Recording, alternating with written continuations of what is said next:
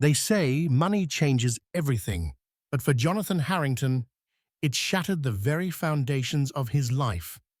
Imagine a pristine Beverly Hills mansion filled with priceless art and velvet carpets, once a symbol of marital bliss, now a stage for betrayal. On the day Elizabeth Harrington arrived to serve her millionaire husband with divorce papers, no one could have predicted the explosive secrets about to erupt behind those polished doors. Yet what started as a simple legal matter spiraled into a twisted maze of deceit, blackmail, and hidden agendas. And in a shocking final twist, the mistress was the one hauled away in handcuffs. To the outside world, Jonathan Harrington appeared to be the epitome of success. Tall, silver-haired, and exuding the assured confidence that came with a nine-figure net worth, he charmed guests at every social event across the affluent enclaves of Southern California. Whether he was hosting a fundraiser for local artists or attending high-profile galas, Jonathan's poised demeanor and refined manners made him the darling of the society pages. He hailed from humble beginnings in Long Beach. His mother was an elementary school teacher, and his father was an auto mechanic. Early on, Jonathan displayed an uncanny ability to spot opportunities. In his teenage years, he launched a small tech repair stand out of his parents' garage, which eventually led to an e-commerce business during the dot-com boom. After many late nights coding and a few near bankruptcies, he finally sold his startup for a windfall. One successful venture led to another, culminating in Harrington Enterprises, a private equity firm rumored to manage nearly $1 billion in assets. Married for nearly a decade, Jonathan and Elizabeth Harrington seemed to have it all: a sprawling mansion in Beverly Hills, invitations to the most exclusive parties, a philanthropic foundation that donated generously to children's hospitals, and a love story that tabloids reported as a fairy tale. Together they formed a power couple that epitomized wealth and elegance. Yet beneath the glimmering surface, cracks began to form. Elizabeth Harrington, née Elizabeth Carmichael, was herself from an illustrious lineage. She had studied business at the University of Pennsylvania, crossing paths with Jonathan at a Wharton alumni mixer in Manhattan. Their shared ambitions and passions, fine art, travel, and philanthropic causes, drew them together fast. Within 6 months, Jonathan proposed on the balcony of a Paris hotel overlooking the Eiffel Tower, sealing their union in a grand wedding on the beaches of Malibu. However, money, fame, and power can sometimes corrupt even the most stable relationships. While Elizabeth was busy running the Harrington Foundation's philanthropic branch, Jonathan was turning his attention to new ventures and new enticements, drifting further from the marital vows that once bound them. Unbeknownst to many, his enthrallment with business expansion had become overshadowed by an enthrallment with someone else, a seductive younger woman named Cheryl Lansing. The Harrington mansion was a fortress of secrets. High walls, private security, and extensive grounds shielded the family from prying eyes. But even the thickest walls couldn't keep out the silent tensions building within. Any outsider might still believe in the perfect facade. But Elizabeth felt the dissonance every day. Jonathan would leave at odd hours, glance furtively at his phone, and show up to events with lipstick stains that weren't hers. In hushed arguments behind closed doors, he denied everything, claiming business emergencies or last-minute overseas calls. Each denial chipped away at Elizabeth's trust. One morning, Elizabeth woke up to an empty bed. Normally, Jonathan's early work schedule wouldn't alarm her, but that day, the hush in the house felt ominous. She had caught glimpses of his phone the previous night, noticing text messages from an unknown contact named CL. full of hearts and late-night confessions. The final straw had arrived, and her heartbreak turned to determination. She needed the truth. She would get the truth, no matter the cost. Elizabeth confided in her friend and lawyer, Andrea Coleman. Andrea had worked with high-net-worth divorce cases for over a decade and had a reputation for ferocious loyalty to her clients. If Elizabeth was going to confront Jonathan's infidelity, it wouldn't be done half-heartedly. Andrea recommended that Elizabeth hire a private investigator, someone discreet, who could gather the evidence she needed to confront Jonathan without alerting him. Elizabeth hesitated at the idea of surveilling her husband, but heartbreak and betrayal drove her forward. So she contracted Raymond Hale, a seasoned investigator who had previously worked with the Los Angeles Police Department. Hale specialized in cheating spouses and dark secrets behind billionaire gates. Weeks passed while Elizabeth pretended everything was normal.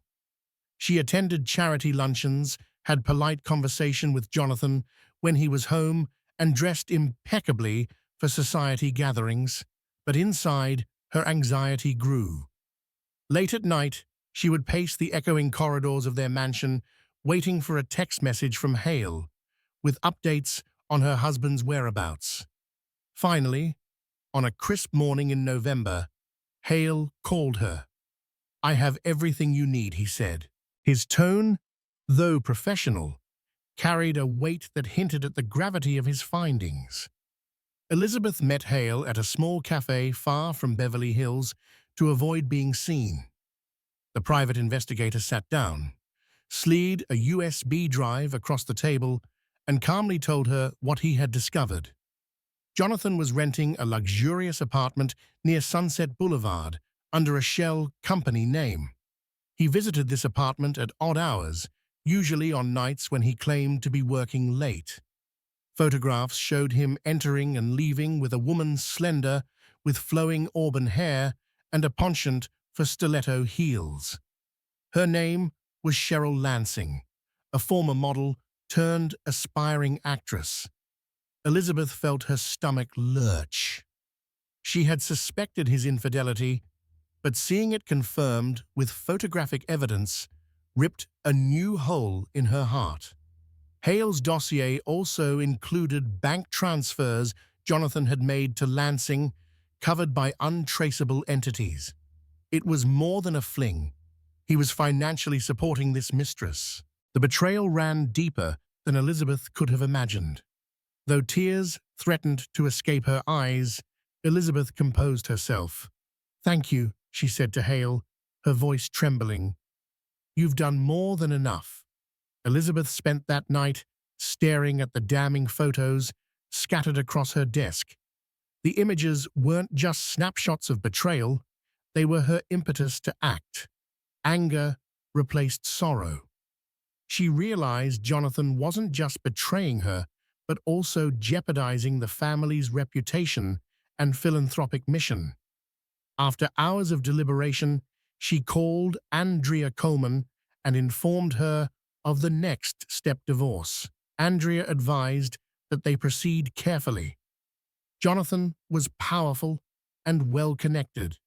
He had entire legal teams at his disposal, part of Harrington Enterprises and their in-house counsel. If Elizabeth wanted a clean break, without losing her fair share and without being smeared in the press, she needed to be strategic. Thus, Elizabeth and Andrea spent days crafting an airtight divorce plan. This included a request for spousal support retention of certain real estate properties and protective clauses for Elizabeth's personal assets.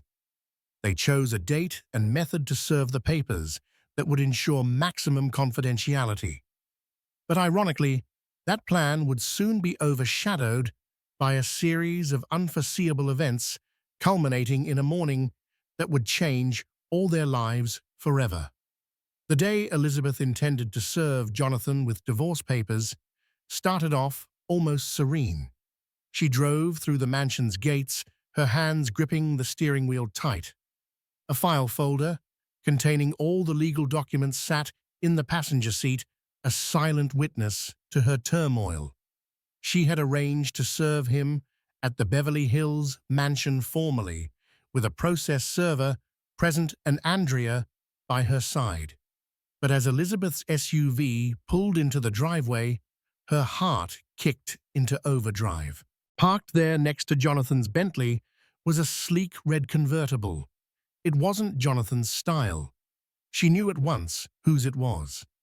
Stepping out of the car, Elizabeth noticed that the household staff seemed on edge. The butler Morris discreetly looked away as though anticipating a confrontation. Elizabeth's stiletto heels clicked against the marble floor in the foyer, echoing like a drum roll, announcing a show about to begin. In the living room, she found Jonathan and Cheryl. Cheryl lounged casually on the white leather sofa, swirling a glass of champagne at 10 in the morning. Jonathan stood behind her, wearing a frustrated grimace. The ambiance was thick with tension. "Elizabeth," he said, forcing a polite tone, "this is unexpected." Elizabeth stared at Cheryl, who looked her up and down with thinly veiled smugness. "I'm sure it is," Elizabeth replied coolly. She glanced at the champagne bottle chilling in a silver ice bucket. Celebrating something, Cheryl raised her glass. "Jonathan and I are finalizing some business. I'm sure you understand." Elizabeth's anger simmered, but she refused to let her composure slip.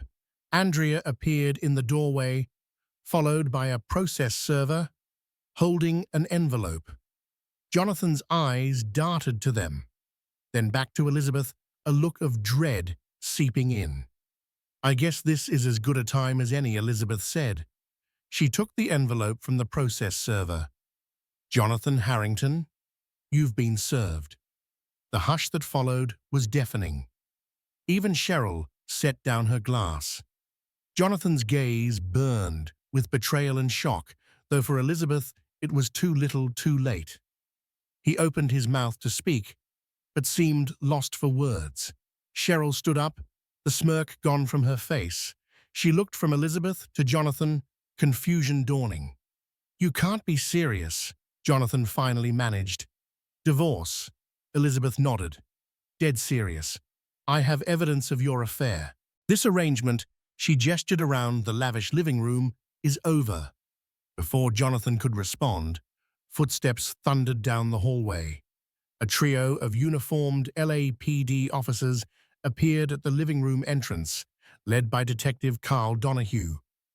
He was a tall, broad-shouldered man who carried an air of authority that could silence a crowd. "Jonathan Harrington," Detective Donahue asked, scanning the room. Jonathan blinked. "Yes, we have a warrant to search the premises." The detective flashed paperwork and nodded at his officers. "We have reason to believe there's incriminating evidence here related to fraud, possibly linked to Harrington Enterprises." The shock in Jonathan's face was immediate. Elizabeth, too, was stunned. This was no longer just a divorce. Something bigger was unfolding. Cheryl clutched her designer purse. Andrea quickly stepped forward. "Detective, this must be some kind of misunderstanding," she began. "We haven't been informed of any." Detective Donahue held up a hand. "I'm just doing my job, ma'am." The officers fanned out, opening drawers, checking electronics, scanning the coffee tables for documents. Jonathan, regaining a semblance of composure, tried to protest. "You can't just barge in here with no cause," he said angrily, but Donahue waved the warrant. "We do have cause. We received an anonymous tip that certain records might be here. Some cross-border transactions that look suspicious." Elizabeth stared at Jonathan, her mind racing. Fraud, anonymous tip. A swirl of possibilities filled her head. Jonathan had always been a savvy businessman. But could he be involved in criminal activities? In the corner, Cheryl looked unusually pale. She fiddled nervously with her phone thumb, tapping out a message or two. Elizabeth noticed this with narrowed eyes. Cheryl had shown surprising nerves at the mention of fraud. Something was amiss. And so, in a matter of minutes, a simple plan to serve divorce papers transformed into a chaotic standoff involving legal documents, a mistress, and the police. Elizabeth could feel the ground shifting beneath her feet, as if years of secrets were about to burst forth. Little did she know, the darkest revelations were yet to come. The police search extended far beyond the living room. Rooms were cordoned off. Officers meticulously combed through officers' bedrooms, even the private study that Jonathan rarely allowed anyone else to enter. Piles of documents, laptops, and USB drives were bagged as evidence. Elizabeth found herself in the foyer, with Andrea away from the rummaging. Jonathan was with Detective Donahue in his study, presumably answering questions. Cheryl lingered nearby, antsy and glaring at Elizabeth. She seemed poised to either lash out or flee. Andrea leaned in and whispered, "Whatever is going on here, it's serious. That detective isn't just on a fishing expedition." Elizabeth nodded, her pulse thudding. "I've never heard any rumors about fraud or shady deals. Do you think Jonathan could have done something illegal?" Andrea shrugged. "It's possible, or it could be a competitor trying to sabotage him. The timing is too perfect to be random, though." Suddenly, Cheryl sauntered over, her expression a mix of contempt and unease. "You must be thrilled," she sneered, "serving him divorce papers on the very day the cops raid his house. You're probably behind this, aren't you?" Elizabeth felt a flash of anger. "I have nothing to do with the police being here," she snapped, "though you look more nervous than he does. Something you want to share?" Cheryl's eyes flashed. "Don't play games with me. You're just a bitter wife who didn't know how to keep your husband satisfied." Elizabeth opened her mouth, ready to respond, with the retort that had been simmering when Andrea gently placed a hand on her arm. "Let's not do this now," Andrea said softly. She turned to Cheryl. "We have enough chaos without adding personal squabbles."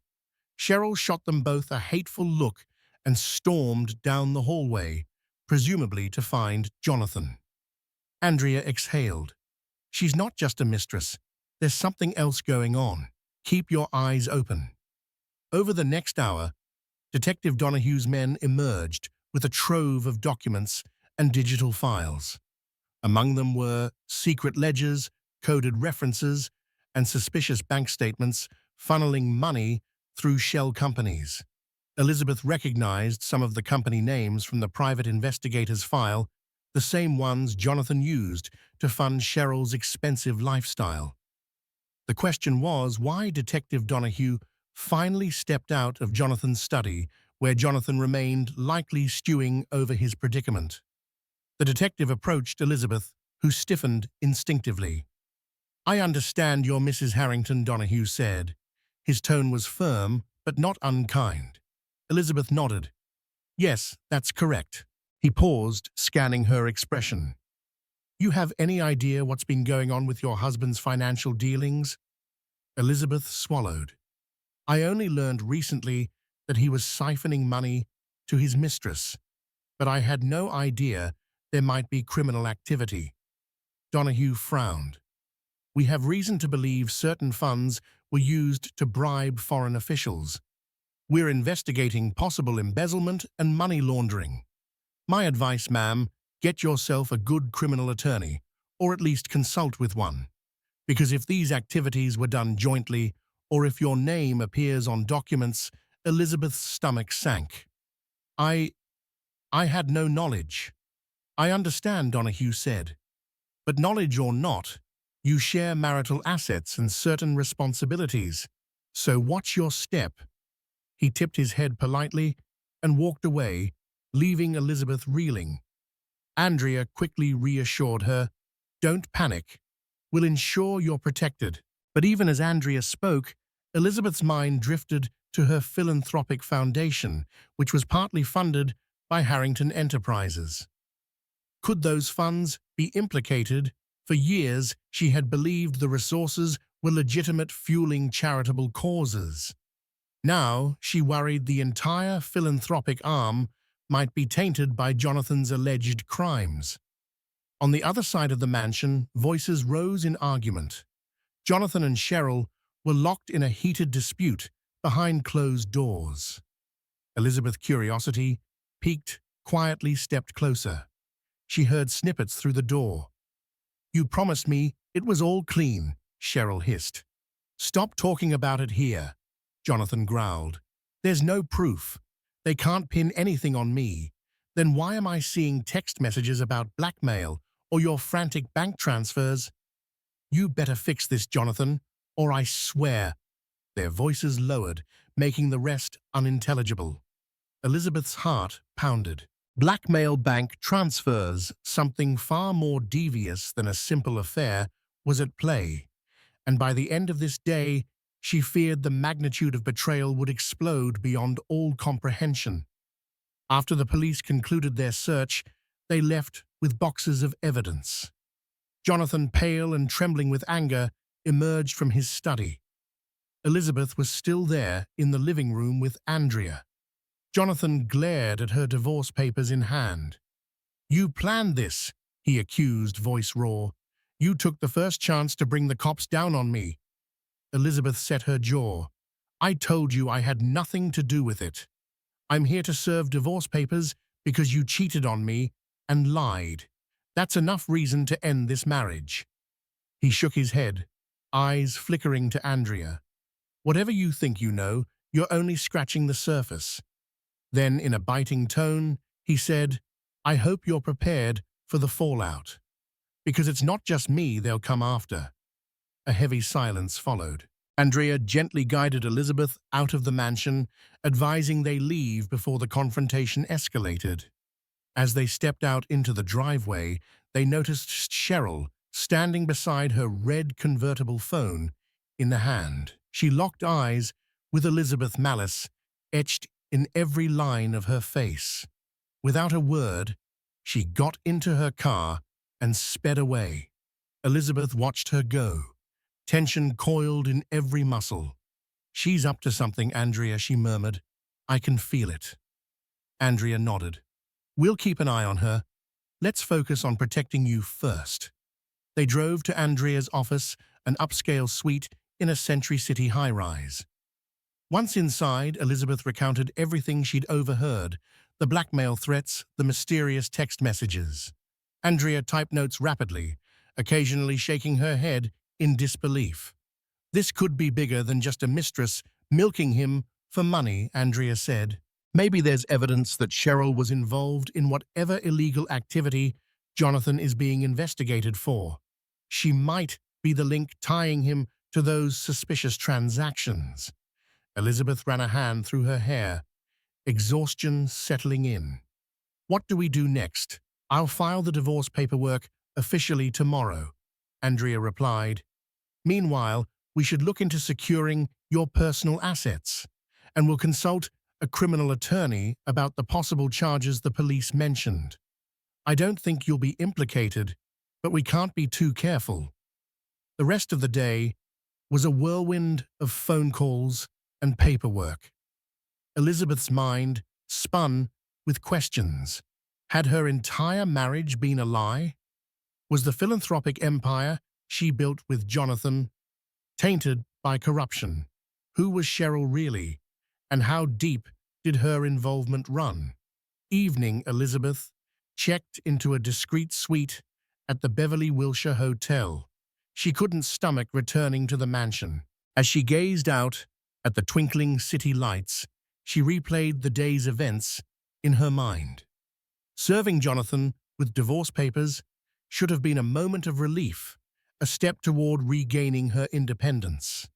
Instead, it was overshadowed by a looming legal scandal, an ominous mistress, and a swarm of unanswered questions. Slumping into the plush armchair, Elizabeth realized she was truly alone for the first time in years.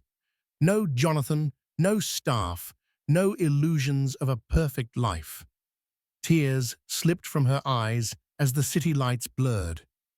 Part of her wanted to cling to anger, but sadness mingled with fear, forging a loneliness that felt insurmountable.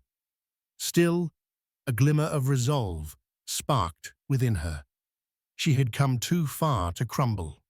There was a reason she'd built the charitable foundation, a reason she'd navigated high society with grace. She was strong, and she wouldn't let Jonathan's deceit define her. Little did she know, the revelations that lay ahead would demand more courage than she'd ever imagined. The next morning, Elizabeth woke to her phone buzzing. It was Andrea. "We need to talk now," her lawyer said, voice tense. 30 minutes later, Elizabeth found herself in a small conference room at Andrea's firm. Waiting with Andrea was a man Elizabeth recognized, Robert Mullins, a high-profile criminal defense attorney based in Los Angeles. He had represented celebrities and moguls in headline-making cases. The man's presence immediately set Elizabeth's nerves alight. Mrs. Harrington Mullins greeted, offering a polite handshake. "Andrea told me about your situation. I'm here to ensure you're protected if the authorities come knocking." Elizabeth nodded, settling into a chair. Mullins got straight to the point. "The police suspect Jonathan of money laundering and bribery of foreign officials. That means they'll be looking at all his financial relationships, including his marriage. We need to make it clear you were not involved in, nor had knowledge of these alleged crimes." Elizabeth explained her philanthropic work and her recent discovery of Jonathan's affair and suspicious transactions. Mullins listened occasionally, scribbling notes. "You need to sever legal ties as quickly as possible," he said. "That means continuing with the divorce, but also ensuring any joint accounts or business ventures are either closed or restricted, so you're not held liable for his potential wrongdoing." As they mapped out a strategy, Elizabeth's phone buzzed again. She glanced down to see an unfamiliar number. Thinking it might be an investigator or someone from the foundation, she answered. A trembling voice on the other end said, "Elizabeth, it's Maurice the butler. I hope I'm not disturbing you."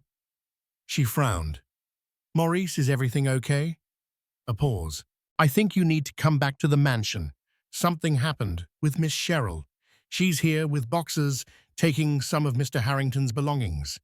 She's threatening to destroy things if we don't let her in.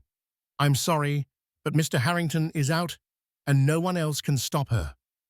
Elizabeth's eyes widened. "I'll be right there." She quickly explained the situation to Andrea and Mullins. "That woman has no right to remove anything from my home," she said, voice taut with fury. Mullins offered to come along, but Elizabeth insisted it might be more diplomatic if she went alone with Andrea. Mullins agreed, but reminded her to record everything for evidence and call the police if she refuses to leave, he added. 20 minutes later, Elizabeth and Andrea pulled up to the mansion. Sure enough, Cheryl was at the front door, flanked by two men in dark suits who appeared to be private security. Several large cardboard boxes were stacked near the entrance. As soon as Cheryl spotted Elizabeth, she rolled her eyes dramatically.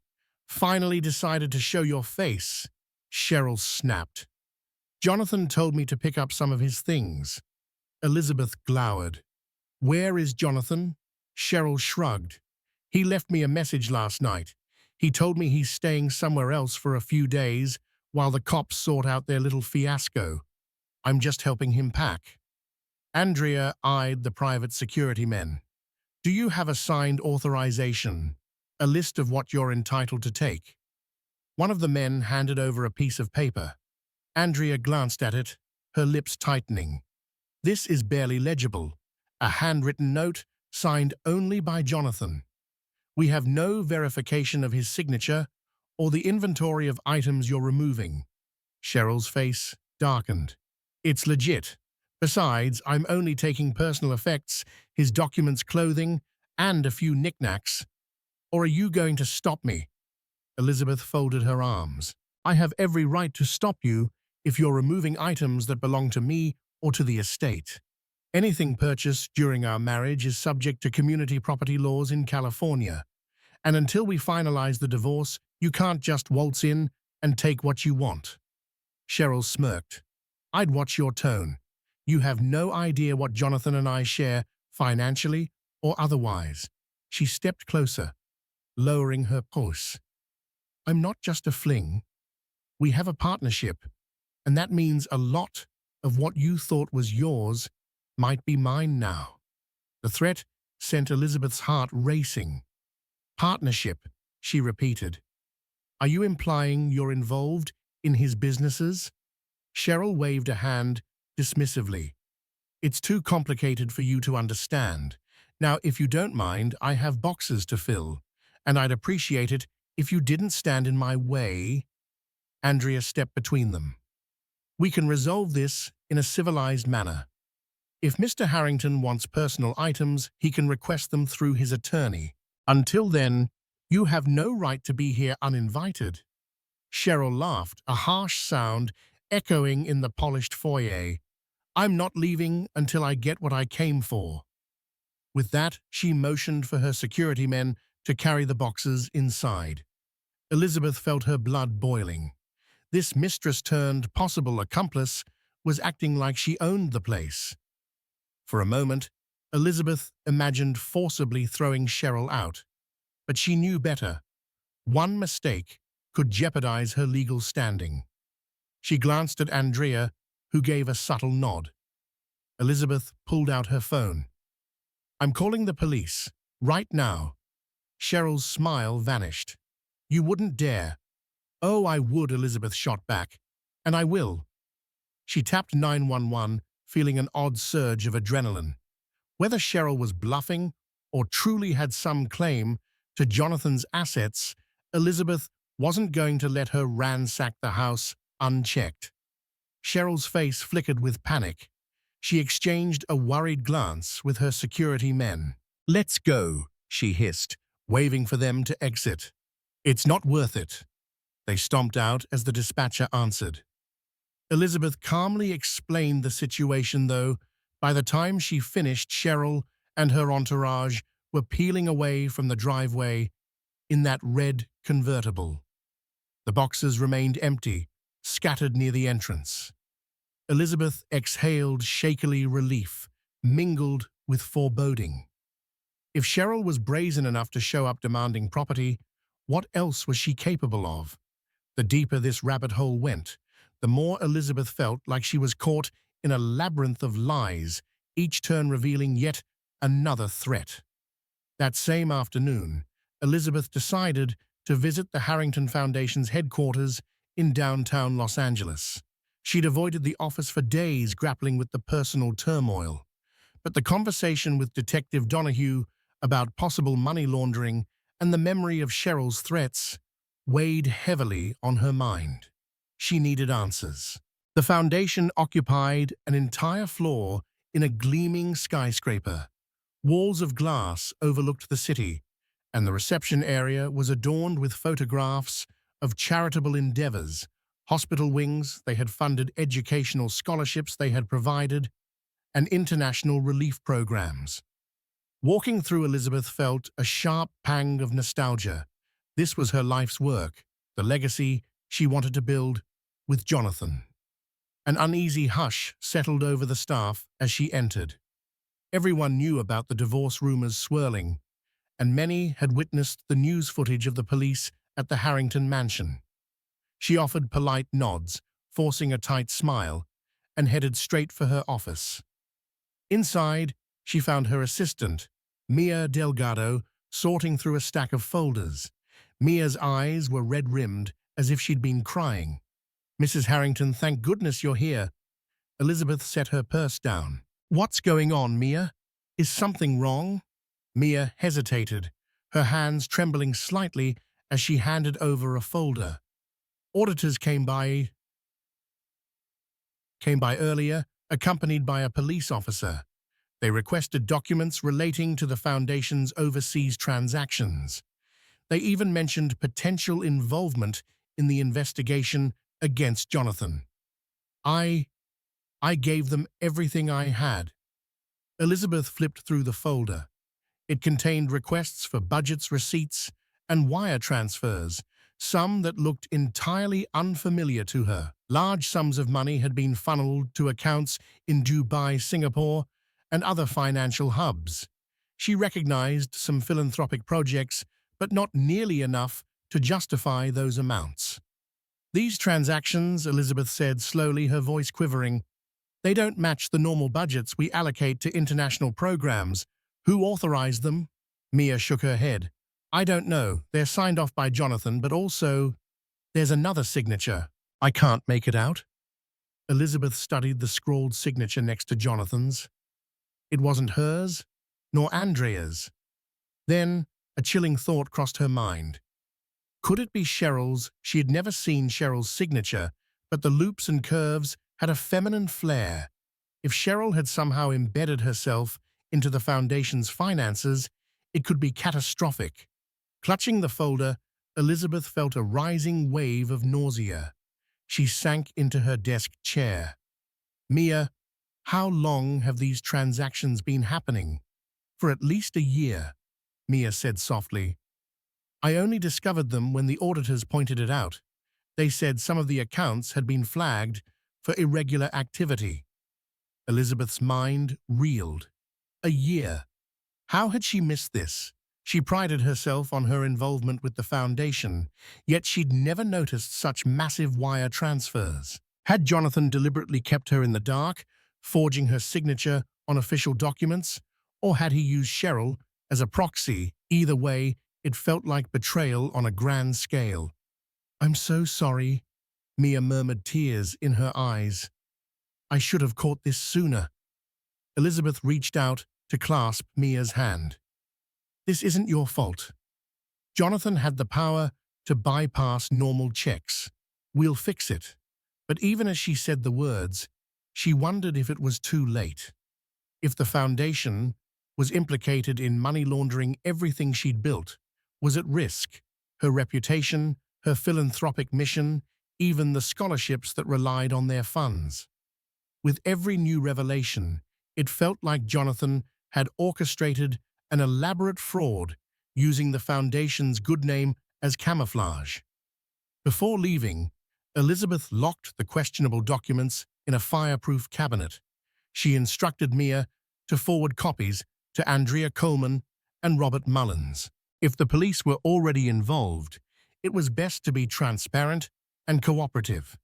Hiding anything would only raise suspicion. As she left the office, staff members looked at her with a mix of sympathy and anxiety. She felt the weight of their collective hopes on her shoulders. They were counting on her to steer the foundation out of this quagmire. And she vowed that Jonathan, no matter how far he'd gone, would not drag them all down. That evening, Elizabeth sat in her hotel suite, surrounded by legal documents and financial records. The city lights flickered outside, a jarring contrast to her internal storm. Her phone pinged with a message from an unknown number. We need to talk. Now, CL Elizabeth's heart skipped. Cheryl Lansing. She stared at the text, her mind racing. What did Cheryl want? Another confrontation, yet curiosity and a desire for the truth pushed her to respond. Meet me at the Ivy on Robertson, 10 p.m. She sent the message, half expecting Cheryl to ignore it. But within seconds, the reply came, fine. Don't be late. At 9:58 p.m., Elizabeth arrived at the Ivy, a chic restaurant known for celebrity sightings. Usually bustling by day, it was quieter at night, with only a few patrons finishing late dinners. She chose a secluded table on the patio, arms folded, nerves on edge. Cheryl arrived at 10:05 p.m., her auburn hair gleaming under the string lights. She wore a tight, designer dress and stiletto heels, drawing the attention of the remaining diners. Sliding into the seat across from Elizabeth, she didn't bother with pleasantries. You're probably wondering why I texted Cheryl, began leaning forward. Let's just say we have a mutual interest in preventing Jonathan's downfall. Elizabeth resisted a snort. You assume I care what happens to Jonathan? Cheryl rolled her eyes. Please, you're divorcing him, but you're still entangled.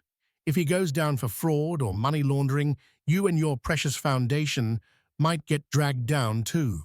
Elizabeth's stomach tightened. How do you know about the foundation's troubles? Cheryl smirked, sipping the water a waiter had just poured. I was involved in setting up some of those shell accounts. Jonathan needed my help to access certain international networks.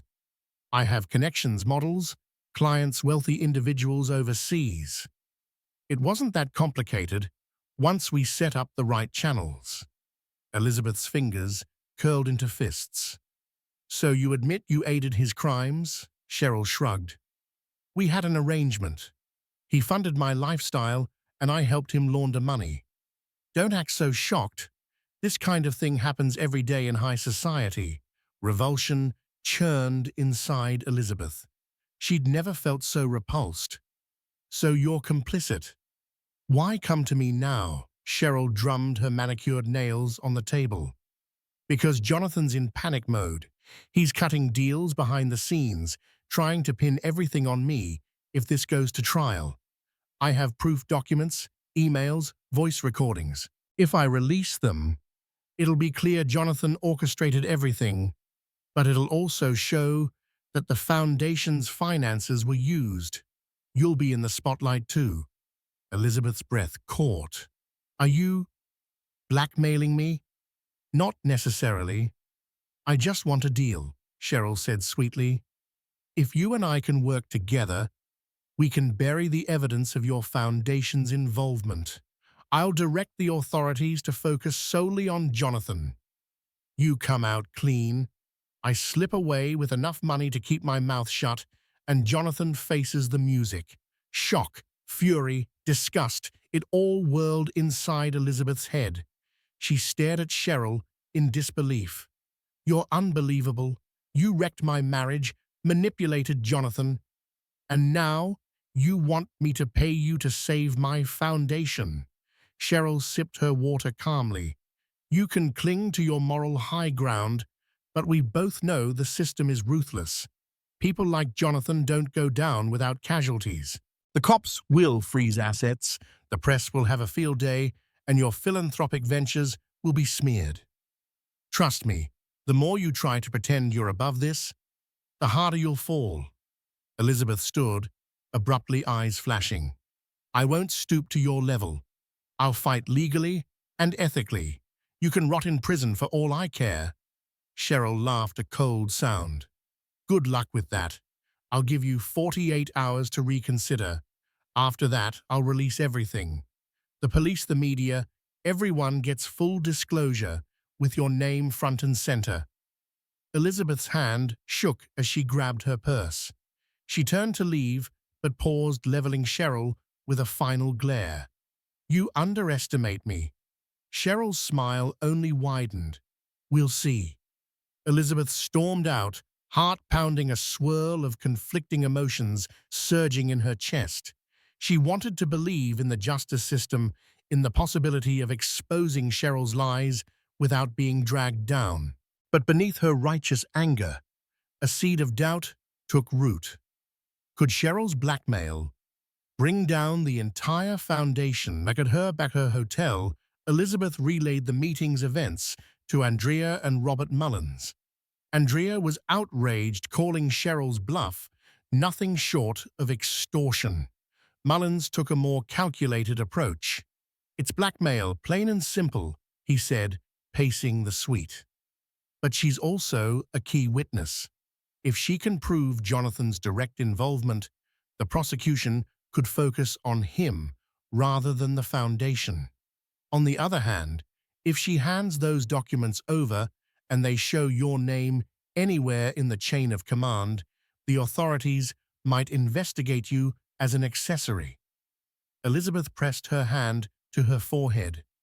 I never signed anything illegal. If Jonathan forged my signature or used the foundation's name, I had no knowledge. Surely that counts for something. Mullins nodded. It does, but innocence alone doesn't protect you from a lengthy investigation. The press will sensationalize everything, and your philanthropic partners might back away to avoid the scandal. Andrea cleared her throat. So what's the plan? Are we entertaining her demand? Elizabeth bristled. No, I refuse to pay her anything. If she's as guilty as Jonathan, they both need to face the consequences. Mullins's eyes flicked between the two women. I respect that stance, but we must be prepared for the fallout. The following day, they worked tirelessly to compile every piece of evidence proving Elizabeth's non-involvement emails indicating Jonathan ran the finances without her approval board, minutes from the foundation showing Elizabeth's philanthropic focus, and sworn statements from staff. Mullins believed a strong documentation trail could exonerate her if Cheryl's blackmail turned into a public scandal. Yet as hours passed, Elizabeth's phone remained silent. No new messages from Cheryl, no breaking headlines. Anxiety thrummed in Elizabeth's veins, each minute feeling like a countdown to an inevitable bombshell. With the divorce not yet finalized and Jonathan's whereabouts unknown, she braced for any disaster that might strike next. On the second evening after Cheryl's threat, a phone call came. It was from a blocked number. Elizabeth answered, tension coiling in her gut. A man's voice spoke. Mrs. Harrington, this is Detective Donahue. You need to come to the station. We have someone in custody who's asking for you. Elizabeth exchanged a look with Andrea, who was seated across the suite. Who is it? Elizabeth asked. The detective's tone was grave. Cheryl Lansing. She's being charged with assault and resisting arrest. She specifically asked to see you. Elizabeth's heart lurched. I'll be there. When she arrived at the Beverly Hills Police Department, Detective Donahue ushered her into a small interrogation room. Behind a one-way mirror, Elizabeth saw Cheryl, hair disheveled, mascara smeared, a bruise forming on her cheek. She looked rattled, a far cry from the confident vixen who'd confronted Elizabeth at the mansion and at the Ivy. Donahue explained that Cheryl had been picked up after a dispute at a luxury hotel where she allegedly attacked a man demanding money from her. Hotel security intervened, and when the police arrived, Cheryl reportedly lashed out, scratching an officer's arm. Elizabeth eyed Cheryl with a mixture of pity and suspicion. Why does she want to see me? Donahue shrugged. She mentioned something about a deal. She said you'd understand. Elizabeth exhaled slowly. All right, let me speak to her. Inside the interrogation room, the door clicked shut behind Elizabeth. Cheryl looked up, eyes filled with desperation. Her hands trembled as she fiddled with a styrofoam cup of water. You came, Cheryl murmured. Thank you. Elizabeth remained standing. What do you want, Cheryl?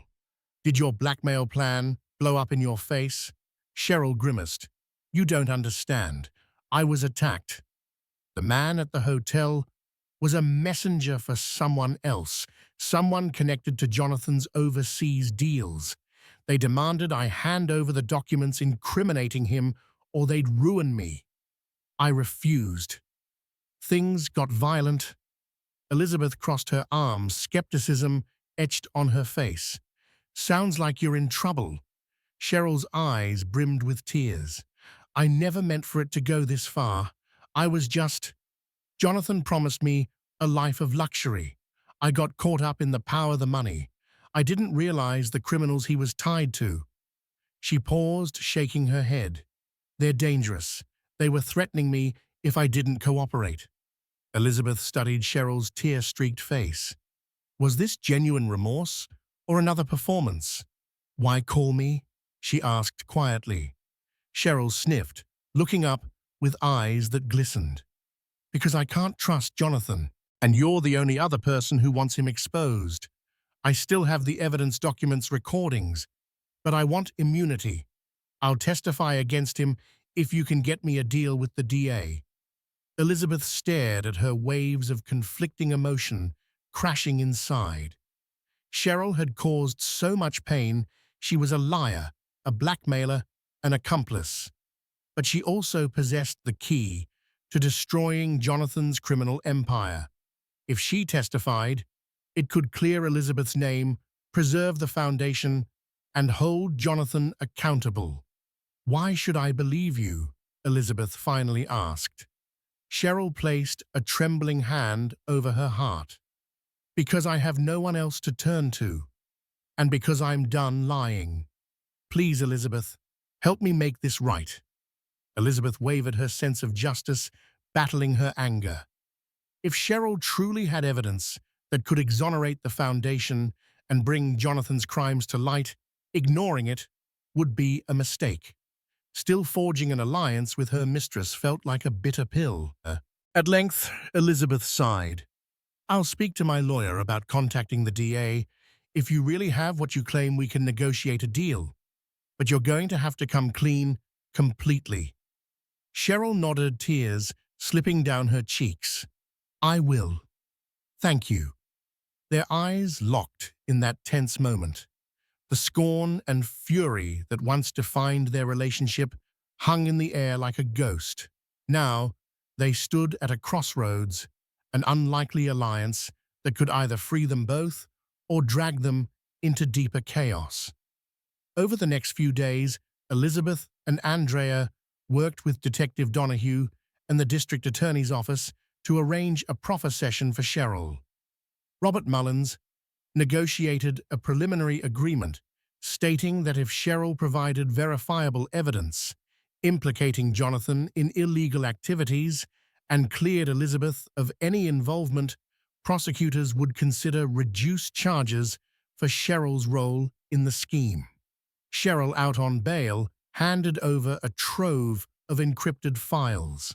The data painted a disturbing picture of Jonathan's dealings, bribes to foreign officials, money laundering through shell companies, offshore accounts, funneling millions. Scrolling through email chains, Elizabeth felt sick at how systematically Jonathan had used the Foundation's good reputation as cover. But that wasn't all. Buried in the files were personal correspondences, voice memos, text messages revealing a darker side to Jonathan. He'd threatened subordinates who suspected wrongdoing, bragged about paying off certain officials in Mexico and the Middle East, and even hinted at removing obstacles if they jeopardized his operations.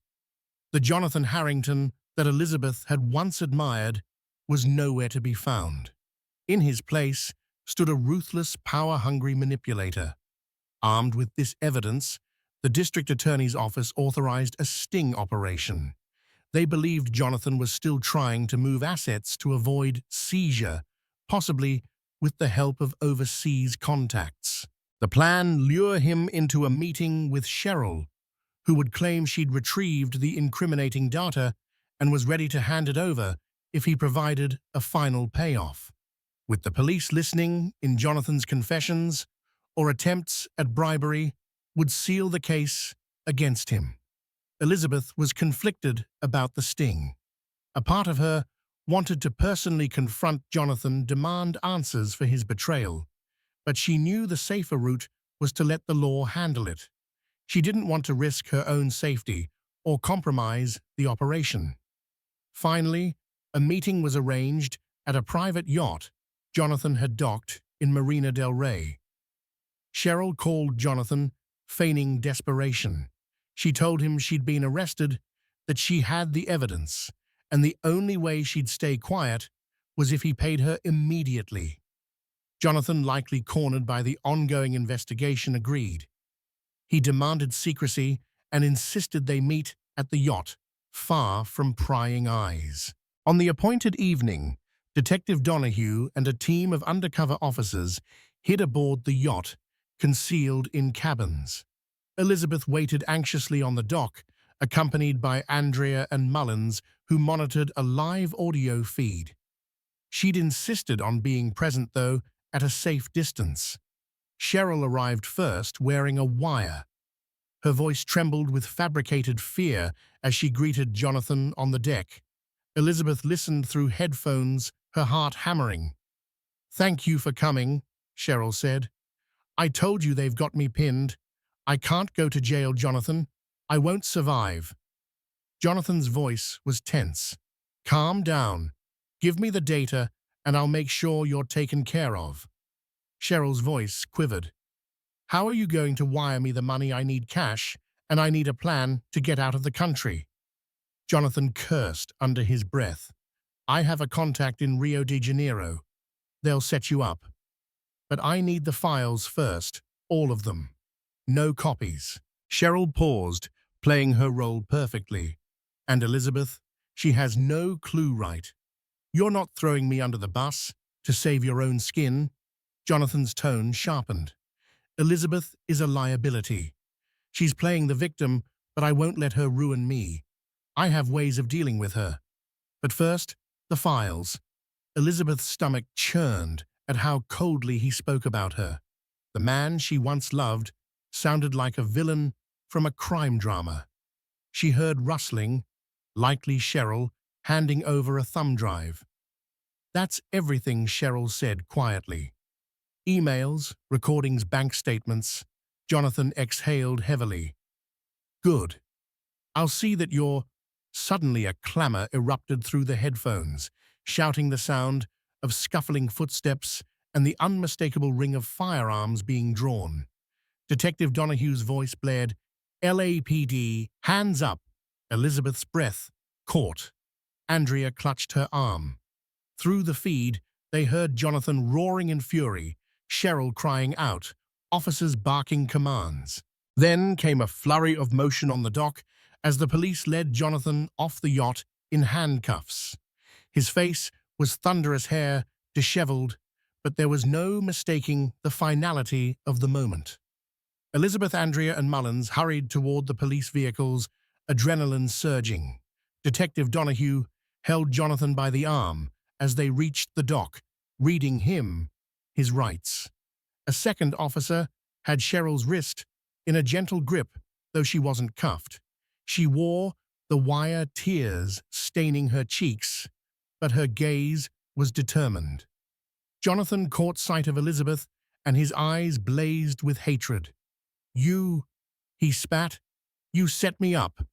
Elizabeth met his glare with a cold calm she didn't realize she was capable of.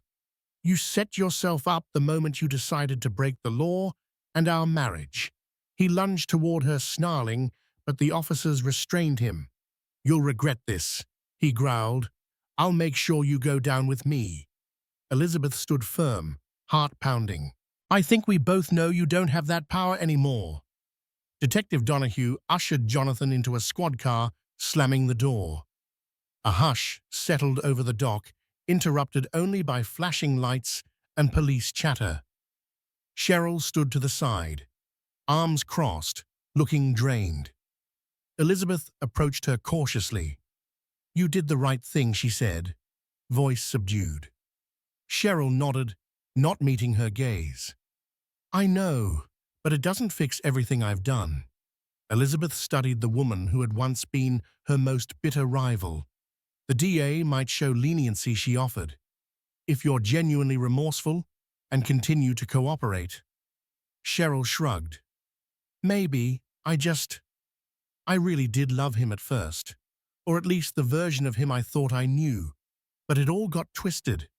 Elizabeth offered a slight nod, empathizing despite herself. "He fooled both of us." With that, Cheryl was led away by another officer for debriefing. Elizabeth watched her go, a strange mix of sadness and relief washing over her. The woman who'd once threatened her life and marriage was now a reluctant ally. The man who'd betrayed and endangered them both was on his way to jail. It was a conclusion Elizabeth never imagined on her wedding day, or even when she first discovered Jonathan's affair. But despite the swirling emotions, A sense of finality and liberation grew in her chest. She'd confronted the truth, faced her fears, and taken a stand against the corruption that threatened to consume everything she valued. Now came the reckoning and the rebuilding. In the weeks that followed Jonathan's arrest, prosecutors built a robust case against him. Cheryl's testimony and the mountains of digital evidence ensured a near-ironclad prosecution. While she faced reduced charges for her complicity, her cooperation saved her from a harsher sentence. She ultimately pleaded guilty to lesser offenses, receiving probation and mandatory community service. Elizabeth focused on salvaging the Harrington Foundation. She worked tirelessly with auditors and investigators, turning over every suspicious transaction. Her transparency and the new leadership structure convinced key donors to stay. Though the scandal rocked public trust, her candid approach to cleaning house gradually restored faith in the Foundation's mission. The divorce proceeded swiftly once Jonathan's legal troubles mounted. With his assets frozen and the evidence of his infidelity abundantly clear, he had little leverage. Through Andrea's skilled representation, Elizabeth secured the mansion, though she chose to sell it soon after disliking the memories etched into its walls and a fair settlement. More importantly, she protected herself and the Foundation from liability. On a crisp morning, Elizabeth found herself standing in front of the media on the steps of the Los Angeles Superior Court. Cameras flashed, reporters shouted questions. She took a breath, recalling all she'd endured, the heartbreak, the betrayals, the near destruction of her life's work. "I'm grateful for the support and understanding I've received," Elizabeth said into the microphone. "The last few months have been a harrowing journey, but I believe in justice, and I believe in the resilience of honest people who refuse to be part of corruption. The Harrington Foundation will continue its philanthropic mission under a new name and with stricter oversight to ensure we remain a beacon of integrity." When she concluded, applause from a few onlookers mingled with the frenzy of reporters. Andrea stood behind her, beaming with pride. Elizabeth stepped away, feeling a weight lift from her shoulders.